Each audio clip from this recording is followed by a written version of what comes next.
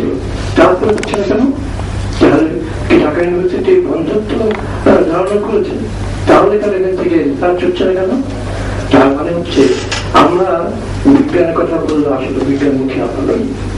আমার নিজের কথা আমি বলতে চাচ্ছি, আমি ম্যাট্রিক পরীক্ষা যখন যাবো কি নেব চিন্তা করছিলাম, কারণ আমাদের কেউ সাহায্য করার ছিল না।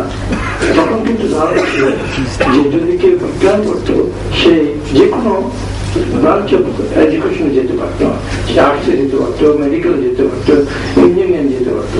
সেই জন্য সবাই আমি দেখেছি আমাদের যারা সেই 50-তে যারা আমরা ম্যাট্রিক পাস করতাম তারা জানি যে আমরা সবাই সায়েন্স করতাম, ফলে সহজেই আইএসসি ইন্টারমিডিয়েট অথবা বিজ্ঞান থেকে যেতে পারতাম। এখন তো সেই সুযোগটা নেই। তাহলে আমরা কি এগুলো আমাদের 6টি না 7টি এডুকেশন বডি রিপোর্ট হয়েছে, তারা কি দিল আমাদেরকে? তারা কি আমাদেরকে পিছিয়ে নিয়ে যাচ্ছে না? সে কথা কিন্তু আমরা নিচ্ছি। লেখা সত্যি কি হবে? আমাদের যারা পলিসি মেকার তারা তো তা দেখছেন না, তারা জানছেন না, তারা বুঝতে পারছেন না। এই দেশে সেই কদিন আগে মালয়েশিয়ার লোকের এসে পড়তে আসতো, তারা কি জানেন না এই দেশে ইন্দোনেশিয়ার লোকের, এমনকি সেই শুধু আমেরিকা থেকে লোক এসে পড়াশোনা করতো এই ঢাকা ইউনিভার্সিটিতে, যেখানে একটা ইন্টারন্যাশনাল হল আছে। সেখানে এখন আছে কিনা জানি না, এখন সেখানে বাইরের ছেলেরা এসে লেখাপড়া করে কিনা, কারণ আপনাদের স্ট্যান্ডার্ডটাকে সেই পর্যায়ে রাখতে পারেননি বলেই হয়তো তারা আসে না, অথবা আপনাদের বিজ্ঞানের প্রতি কোনো আগ্রহ নেই। কিন্তু বিজ্ঞানের খবর কিন্তু প্রতিদিন থাকছে, ছাপছি আমরা। আমার নয় দেখুন একটা পড়ায় আপনার সায়েন্স অ্যান্ড টেকনোলজির উপরে কেন আমরা সায়েন্স টেকনোলজি বলতে কি বুঝি? Computer and computer. তারই খবর থাকে, কেমন করে চালাবো ইত্যাদি ইত্যাদি। সিটিটা যদি এদিক সেদিকে খবর আসে সেগুলো আমরা ছাপি। অথবা আমাদের ছাপছে না তা নয়, আমাদের ছেলেরা বেশি করে জানাতে চাইছে, কিন্তু তাদেরকে জানাবে কি করে? আপনি বলছেন এডুকেশন লিটারেসি নেই, 50% জানি। আমি তো প্রশ্ন বলতে পারি যে 1970-তে প্রাইমারি স্কুল, গভর্নমেন্ট প্রাইমারি স্কুলের সংখ্যা যা ছিল আজকে তার চেয়ে 45%। আর লোক কত বেড়েছে? আপনার দায়িত্ব থেকে আপনি ফিরে যান, আর রেসপন্সিবিলিটি সেটা না করে একদিন কাউকে বললো আপনার ঘটনা ঘটলে এই ঘটনা তোমরা বলবে। সাংবাদিকতা এইসব সমস্যা, প্রতিদিনের সমস্যা তো তুলে ধরবে। বিজ্ঞানের কথা তো আমরা বলছি, সেখানে বিজ্ঞানের তরফ থেকেও আমার যেন মনে হয় তেমন আন্দোলন কিছু আসেনি। কত আর্টিকেল লিখলে তো বিজ্ঞান হবে না, শুধু আপনার আবিষ্কার করতে হবে, আপনাদেরকে সামনে নিয়ে যেতে হবে।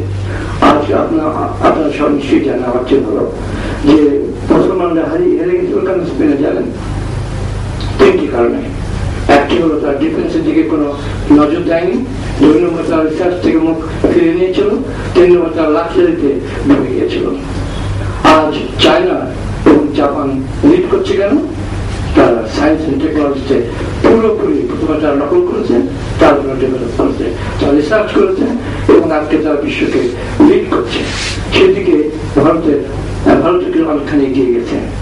আমি তো জওয়াহরলাল নেহরুকে অত্যন্ত শ্রদ্ধা করি একটি কারণে, তিনি বলেছিলেন আমার মনে আছে 1948-এ যে আর যাই করো এডুকেশন ইনস্টিটিউশনে স্ট্রাইক করা চলবে না, education has to go forward. এবং ভারতের তার সময় কখনই কোন স্কুল কলেজ একাডেমিতে স্ট্রাইক হতো না। তারপরে এক সময় তারা এত বেশি টেকনোলজিস্ট মানে ইঞ্জিনিয়ার তৈরি করলো, আমাদের মনে পড়ে 80,000 ওয়াজ সাপ্লাস। তার কাছে জওয়াহরলাল নেহরুর কাছে তারা বলল যে আপনারা তো বলছিলেন যে আমরা শিখে ইঞ্জিনিয়ার, আমরা চাকরি পাচ্ছি না। তখন তিনি পানি থেকে টাকা দিয়ে বললেন যে তোমরা বিশ্বে ছড়িয়ে পড়ো, যদি টাকা পাও তো আজকে বিশ্বের সর্বত্র সিলিকন বেল্ট ইন্ডিয়ানরা বসে আছে, তারা লিড করছে। অর্থাৎ আমি যা বলতে চাইছি, পলিসি মেকারসরা, পলিটিশিয়ানদের একটা মেজর রোল আছে দেশকে এগিয়ে নিয়ে যাওয়ার জন্য। দেশকে এগিয়ে নেওয়ার জন্য science and technology is the main plank. সেই প্ল্যাঙ্ককে আমাদের দেশের যারা ডিসিশন মেকার তারা ভুলে গেছে। তারা ভুলে গিয়ে এখানেই কথা হচ্ছে যে আমাদের এটাকে বানানো হচ্ছে একটা ফায়ারফুল দোকান। আপনি একটু ডিজিটাল কথা বলছেন, খুব ভালো লাগছে আমার কাছে। তো ডিজিটাল করতে হলে কি করতে হবে? যে কথা ডক্টর সঞ্চয় বলে গেছেন, আপনার কম্পিউটার নাই, কম্পিউটার লিটারেসি নাই, আপনি সায়েন্সই বোঝেন না, আপনি ডিজিটাল করবেন। কি আশ্চর্য কথা! আচ্ছা, বেসিক জিনিসগুলো করবেন না। স্কুল কলেজে কয়েকটা ফলে কি হচ্ছে, যারা কম্পিউটার ব্যবসা করে তারা পাগল হয়ে গেছে,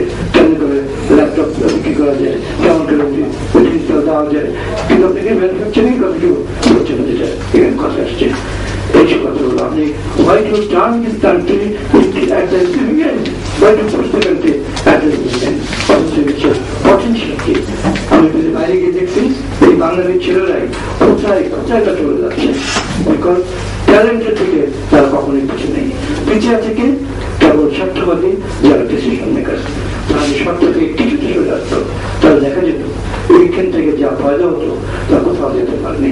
এখানে উকিল লেবারের কথা উকিল লেবার অবাক হবে। আমি এবার জার্মানিতে একটা জায়গায় গেছি, এখানে বাঙালির ছেলে সে খুব চেষ্টা করছে একটু পড়াশোনা করার, কিন্তু তুমি কি কেন বললে আমি যদি কিছু ওদের কাছে পরীক্ষা দিয়ে হাত করে দেখাতে পারি যে আমি এটা টেকনোলজিতে জানি, তাহলে তাহলে কিন্তু আমি করতে পারবো। এগুলো আমাদের দেশে কিন্তু আমরা করি এবং এই গত জব অর্থাৎ আমাদের যে অ্যাডাপ্টেবিলিটি আপনি দেখে অবাক হয়ে যাবেন, যেটা পৃথিবীর অন্য কোন দেশের লোকের সেই সমাধান নেই, অথচ আমরা সেদিকে সেই পটেনশিয়ালটাকে ইউজ করছি না। কিছু কথা বলে খুব লাগে, আমরা বয়স হয়ে গেছে বলে অনেক কথা বলতে ইচ্ছে করে। আসল কথা বিজ্ঞানের প্রতি এত অনীহা কখনো কোনো সময় গত 60 বছর দেখিনি। অতএব সেই বিজ্ঞানের অনীহাকে যদি আপনি পরিবর্তন করতে চান, তাহলে আপনার লোককে বলছেন যে চাকরি ইয়ে দেবেন। আমি কালকেই আমার কাছে এসেছিল 4 জন ডিপ্লোমা ইঞ্জিনিয়ার চাকরির জন্য। কেন বলে আমি এখন বিয়ে করছি চাকরি আমি পাই। ডিপ্লোমা পেয়েছে 4 জনই, সিভিল ইঞ্জিনিয়ারিং, ইলেকট্রিক্যাল ইঞ্জিনিয়ারিং, তারা চাকরি পাচ্ছে না। তার মানে আপনি যে চাকরি দেবে যারা, সেসব অর্গানাইজেশন গ্রো করছে না। আপনি তাদেরকে স্টান্ডার্ড করে রেখেছেন, তাহলে মানে শিখে কি করবে? একটা জিনিস বলে যাচ্ছে আমাদের জন্য গেল, সেটা হচ্ছে বাংলাদেশে 15 কোটি লোক বা 16 কোটি লোক, দেশটি আমেরিকার চেয়ে 70 গুণ ছোট, অর্থাৎ আমেরিকা বাংলাদেশের চেয়ে 70 গুণ বেশি, লোক সংখ্যা 30 কোটি, রিসোর্স হিউজ। আপনার সামান্য কিছু রিসোর্স আছে, সেই রিসোর্স থেকে আপনি ব্যবহার করছেন না, তাহলে আপনার সমস্যা কিন্তু আমেরিকার অর্ধেক হতে হবে। সেভাবে আপনি কিন্তু পলিসি তৈরি করছেন না, আপনি সেই সমস্যাগুলো বুঝতেই পারছেন না। এখানে ফুড কি শর্টেজ তার কথা এসছে, সে কথাকে আলোচনা করবেন না। আমার কান্ট্রিগুলো ল্যান্ডে কতটুকু আছে, কতটুকু ব্যবহার করবো, অর্গানিক নেবো কি না নেবো, নাকি ইনঅর্গানিক নেবো, এই সকল সায়েন্টিস্ট আমাদের সায়েন্টিস্টরা বলছেন, আমরা সংবাদপত্রে সেগুলো বলছি, কিন্তু ঘটনা না ঘটলে তো আমরা সেভাবে বলবো না। যখন ঘটনা ঘটান তখন সংবাদপত্র কিন্তু বলে, আমরা বলছি।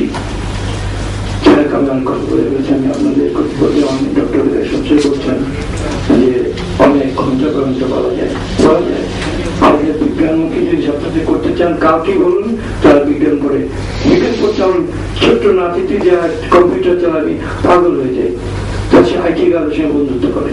এগুলো আপনি সবাইকে শেখান, তার কোথায় চলে যাবে ভাবতে পারেন না।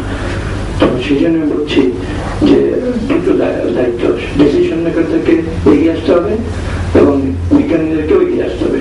বিজ্ঞানীরা কিছু বিজ্ঞান থেকে রিসার্চ করুন, কিছু খরিজ করুন, ওই সব ইম্পোর্ট অন দ্যাট। আর হচ্ছে আমরা যদি এটা আমাদের যে একটা পলিটিক্স, আমরা তো মাস্টার নেই, ঘটনাটাকে সুন্দর করে আমাদের বলবেন। যেমন আমি ডক্টর ইব্রাহিমের একজন, আপনি জানেন না কখন তাদের আমি মনোযোগ করি, খুব ভালো লাগে। এত কঠিন সাবজেক্ট উনি কেমন করে সহজ করে লিখেন, এটা মাঝে মাঝে আমার বন্ধুদের করতাম, কখনো ওনাকে বলিনি। তেমনি করে সব বিজ্ঞানীদেরকে করতে হবে, তাহলে আমরা সাংবাদিকরা যারা আছি নিশ্চয়ই সবার কাছে পৌঁছে দেবো। আপনি যে আমাকে বলতে